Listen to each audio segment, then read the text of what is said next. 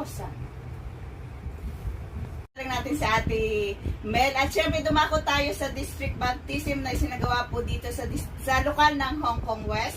At syempre masayang-masaya po tayo dahil nagkaroon na naman po ng pagkakataon na ang mga tao ay mapabilang sa loob ng Iglesia ni Cristo. At syempre sinagawa yan dito sa district, sa lokal ng Hong Kong West at pinangasiwaan niya ng ating kapatid na Arnel Trinidad at syempre ng Robert Agustin. At yan, siyempre nakaroon din kami ng 2 bus na sinakyan ng mga lahat.